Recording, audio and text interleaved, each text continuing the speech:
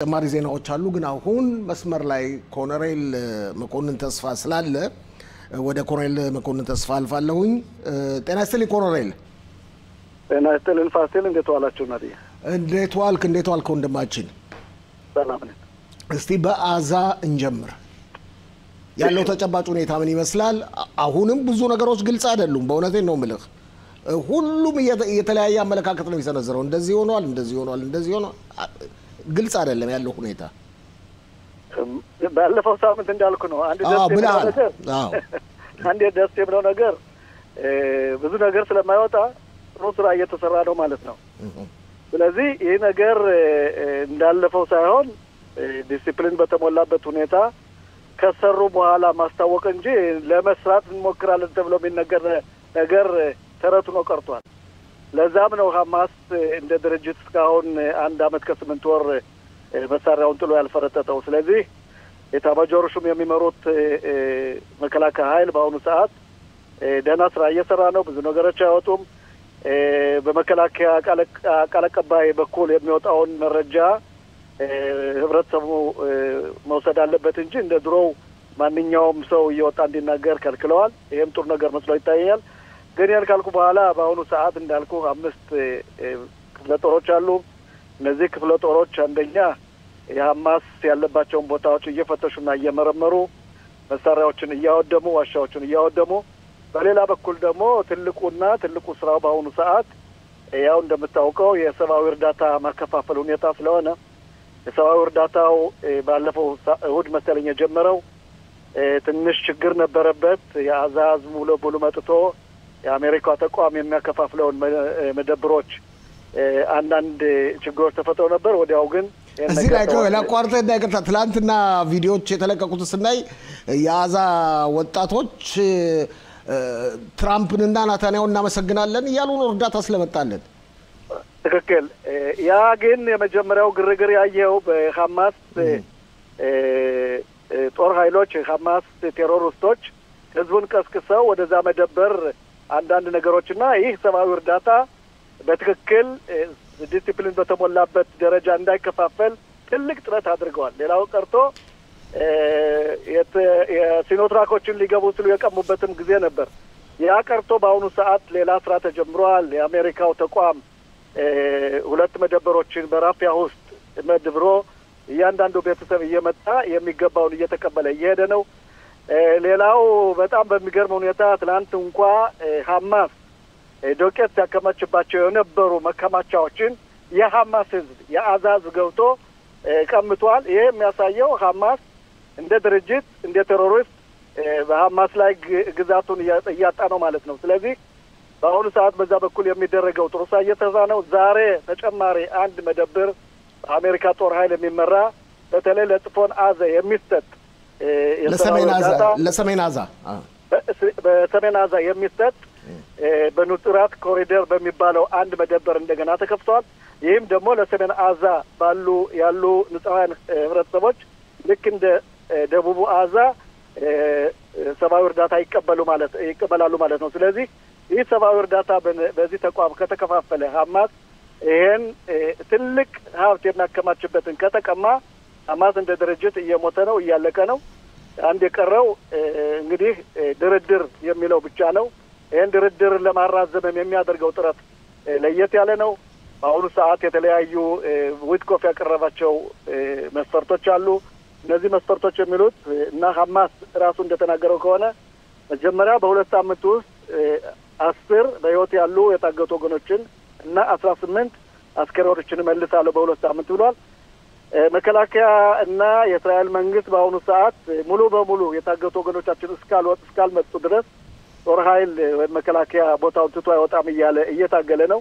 ግን እስካሁን ድረስ በዚህ ሰዓት እስከገባው ድረስ ምንም ያህል የተቋጨ ነገር የለም። ይሄን ደግሞ ወደፊት በሂደት የምናየው ነው። ይህ የዊትኮፍ አደራዳሪ ነጥቦች ባለፈው ጊዜም የነበሩ ናቸው።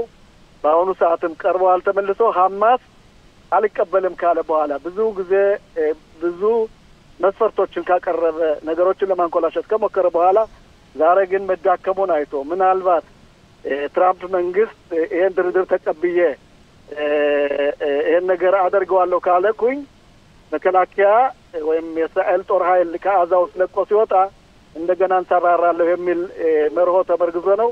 ይሄም አይሳካለትም የሚል አቋም ነው ያለኝ። እስቲ ጊዜ ካለ እንደገና ወደ አዛ እንመለሳለን። ወደ ሊባኖስ ልውሰድህና ዛሬ ጠዋት የሚወጡት መግለጫዎች በጣም የሚያስገርሙ ናቸው ኮሎኔል መኮንን። ይኸውም የሊባኖስ መከላከያ ኃይል ይህን ያህል ኃይል የለውም ተብሎ ሲገመት የነበረው ኃይል በደቡብ ሊባኖስ የሚገኘውን ሂዝቦላን ከ180 ትጥቁን አስፈትቶታል እና አሜሪካንንና እስራኤልን አስደስቷል እየተባለ ነው። ምን ያህል እውነት ነው አንተ እስከምታውቀው ድረስ? ደጋግሜ እንዳልኩት በሰሜን በኩል መከላከያ የሰራው ስራ የእስራኤል መንግስት የሰራው ስራ የመካከለኛውን ምስራቅ ሁኔታ ለውጦታል የሚል አቋም አለኝ። የተደረገው ድርጊት በእውነት አንደኛ ሊባኖስ እንደ ሀገር እየሆነች መሰለኝ። የሊባኖን ፕሬዚደንት አዋን ከአሜሪካ መንግስት ጋር ልዩ ግንኙነት አላቸው። የአሜሪካ ተጽዕኖ አለባቸው። አሜሪካ የሚፈልጉት እሳቸው አሜሪካን ለመቅረብና ሀገራቸውን ለማሳደግ እስከሆነ ድረስ ትዕዛዝ ተቀብለዋል። የሂዝባላ መሳሪያ ሙሉ በሙሉ 80% ሳይሆን ሙሉ በሙሉ መከማቸት አለበት። የሊባኖስ ጦር ኃይል አሁን የሚሰራው እሱ ነው። አንዳንድ ቦታዎች ሊባኖስ ጦር ኃይል የማይመቸውን ደግሞ እንዳለፈው አይተሃል። ባለፈው ሳምንት መከላከያ ገብቶ ዋሻ ውስጥ የነበሩትን ነገሮች ቀምቶና ውድሞ ተመልሷል። ይህ ነገር በቀላሉ የሊባኖስን መንግስት እርዳታ እና ድጋፍ ስለሚሰጠው የሊባኖስ መንግስት በዚህ በኩል ጥሩ ስራ እየሰራ ነው። ሌላው ቀርቶ በሱሪያ በኩልም አይተሃል። ዛሬ ሱሪያ ጁሊያኒ ከእስራኤል ጋር ስምምነት አድርጋለሁ እያለ የእስራኤል ልዩ ተላላኪዎችን እያገኘ ነው። ምንድን ነው የተፈጠረው? በሰሜኑ በኩል ጥሩ ስራ መሰራቱንና ለወደፊት በሱሪያም በሆነ በሊባኖስም በኩል ያለው ፈተና እስራኤል እንደቀነሰችውና ለወደፊትም መደበኛ ሰላማዊነት እንደሚፈጠር እንዲያውም አልፎ ተርፎ የሰላማዊ ስምምነት ሁለቱም ሀገሮች ከእስራኤል ጋር ለማድረግ የሚሰሩት ስራ ትልቅ ስለሆነ ይህንም አሜሪካ ስለሚደግፍ ሩሲያም ይህን ነገር ትደግፋለች። ስለዚህ በዛ በኩል ጥሩ ስራ እየተሰራ ነው። ለዛም ነው በአሁኑ ሰዓት የሊባኖስ መንግስትም ሆነ የሊባኖስ ወታደር ኃይል ይህን ድርጊት የሚፈጽመው። ይህም በእኔ በኩል ጥሩ ውጤት እያገኘ ነው የሚል አቋም አለ። በነገራችን ላይ አንተ ያልከውን አንድ ተመልካቻችን ከሊባኖስ አረጋግጠዋለች። ትጥቅ እየተፈታ ነው፣ እያስፈቷቸው ነው። ነገር ግን አንዳንድ እምቢ የሚሉ አሉ። እነሱ ደግሞ መቀጥቀጥ አለባቸው ትላለች። ምን ትላለህ አንተስ? ፋሲል እንዳትሳሳት፣ እየተቀጠቀጡ ነው እንደምታየው። ሁሉም ቀን በልዩ መነጽሮች እየተፈተሹ የሊባኖስ ወታደራዊ አካል የሚቸገርባቸውን ቦታዎች፣ ዋሻዎች በአየርና በእግር ኃይል በእስራኤላዊ አየር ኃይልና በእስራኤል እግር ኃይሎች እየተገባ እየተፈተሸ እየተወደበ ነው። ስለዚህ ሊባኖስ በአሁኑ ሰዓት እንደ ሀገር ልትሆን መሰለኝ።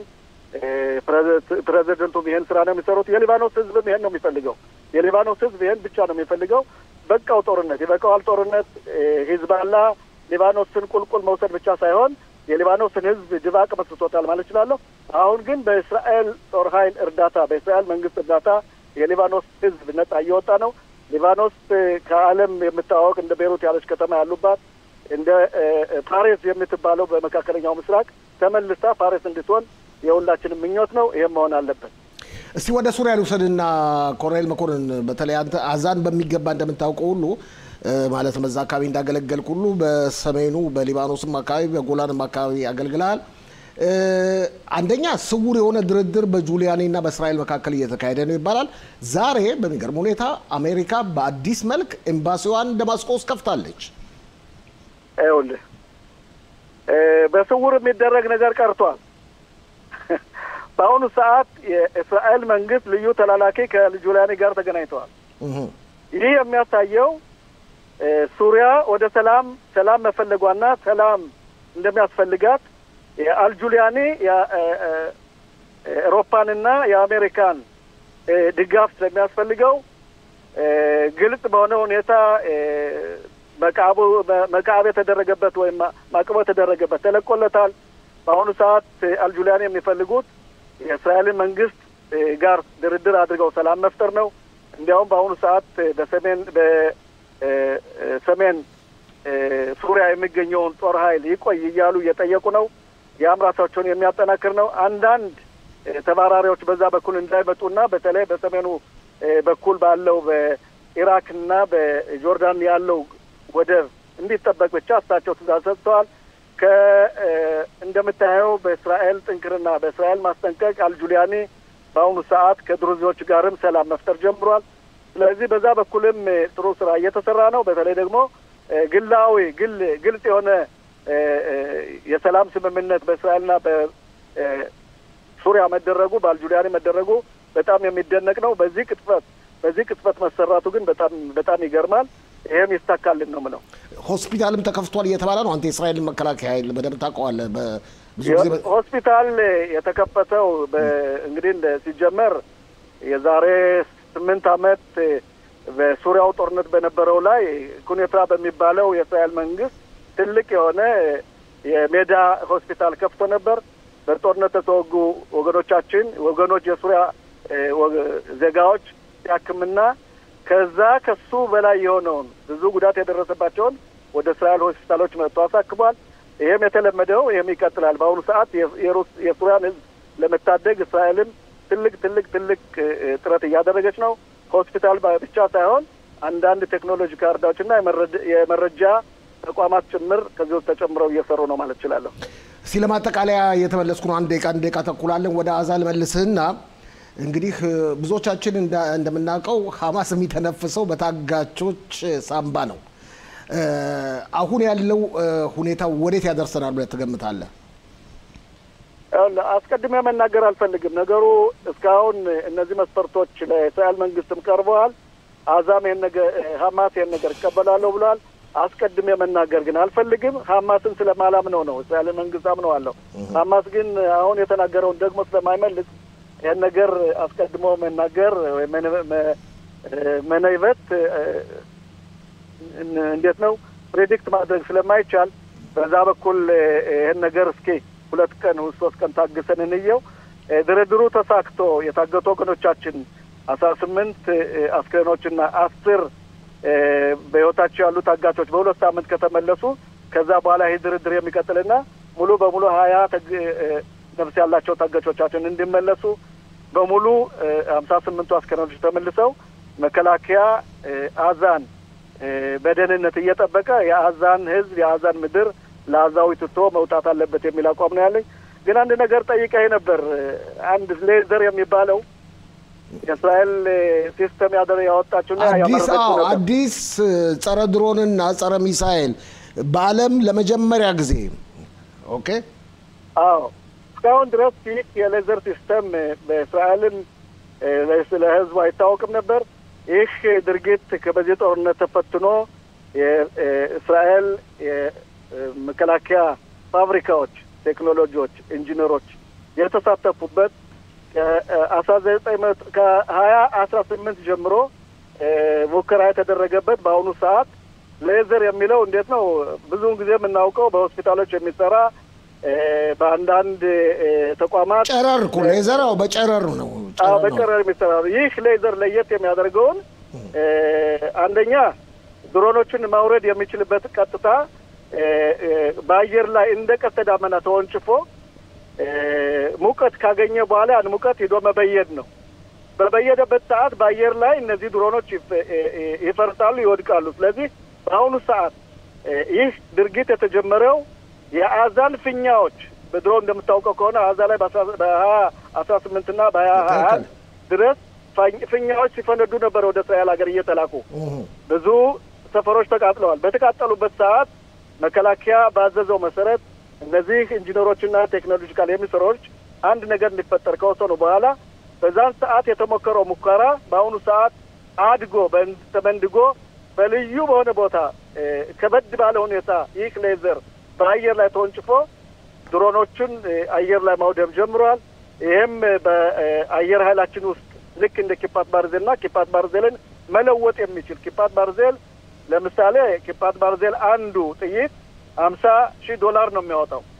ይህ ሌዘር ግን ራሱን ባለው ባትሪ በባተሪያው ወይም ምንድነው ባለው በራሱ ባትሪ በኪፓት ባርዜሉ ማሽን ባትሪ መሞላት የሚችል ስለሆነ በቀላሉ ያንን ያለውን ኃይል በብዛት ተጠቅሞ በአየር ላይ እንደ ቀስተ ደመና ማውደም የሚችል ነው።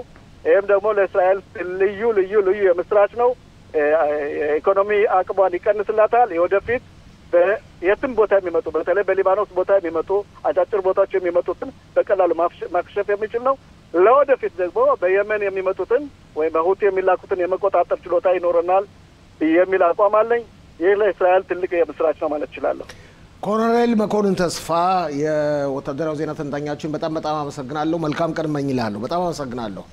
እኔም በጣም አመሰግናለሁ። ደህና ዋሉልኝ።